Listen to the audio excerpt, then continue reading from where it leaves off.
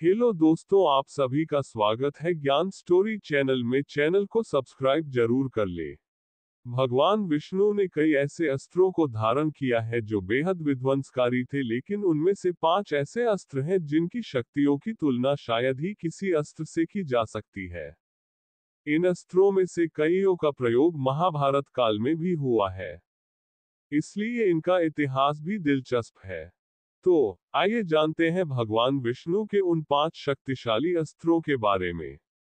वैष्णवास्त्र का निर्माण स्वयं भगवान विष्णु ने किया है और इसकी सबसे बड़ी शक्ति है इसकी गति।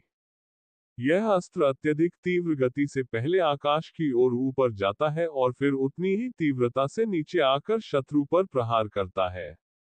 भगवान विष्णु के वराह अवतार के समय यह अस्त्र पृथ्वी को प्रदान किया गया था। पृथ्वी से यह नर्क के राजा नरकासुर को प्राप्त हुआ।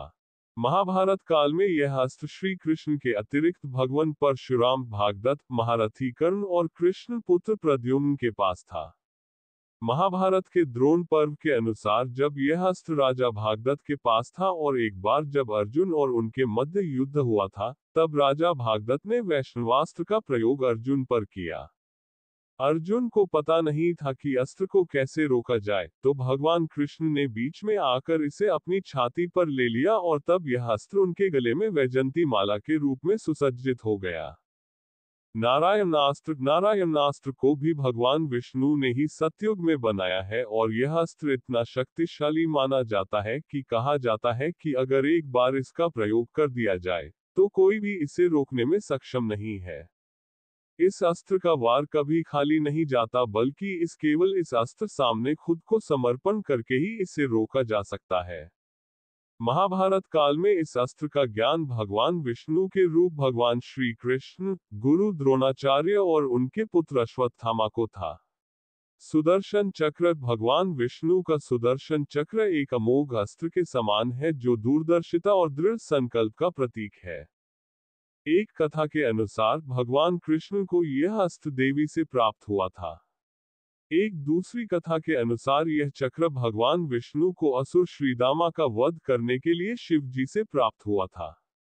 भगवान विष्णु से यह अग्निदेव, अग्निदेव से वरुण देव, वरुण देव से भगवान परशुराम और भगवान परशुराम से यह श्री कृष्ण को मिला।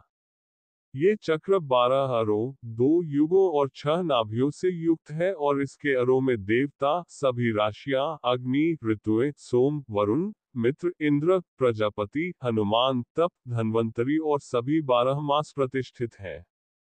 भगवान श्री कृष्ण ने सुदर्शन चक्र को अपनी तर्जनी उंगली पर धारण किया हुआ है। ये तेज धारदार अस्त्र हवा में तेज गति से घूमता हुआ जाकर अपने दुश्मनों को पल भर में काट डालता है। कौमोदी की गदा शारीरिक, मानसिक और आध्यात्मिक शक्तियों का प्रतीक है और इसे ईश्वरीय न्याय का प्रतीक भी माना जाता है। इस गदा को भगवान विष्णु अपने बाएं हाथ में धारण करते हैं। ये गदा शक्ति के अतिरिक्त कई अलग अलग बातों को दर्शाता है, जैसे कि ज्ञान, बुद्धि, समय की शक्ति, अहंकार, समृद्धि इत्यादि। ये गदा महाभारत काल में भगवान श्री कृष्ण को वरुण देव से प्राप्त हुई थी। ये भयंकर गर्जना उत्पन्न करके शक्तिशाली असुरों और राक्षसों का विनाश कर देती थी। शारंगा धनुष, इस धनुष को भगवान विश्वकर्मा ने बनाया है और मुख्य रूप से भगवान विष्णु के राम अवतार से जुड़ा है। भगवान राम के अलावा भगवान परशुराम और श्री कृष्ण ने भी इस धनुष को धारण किया था।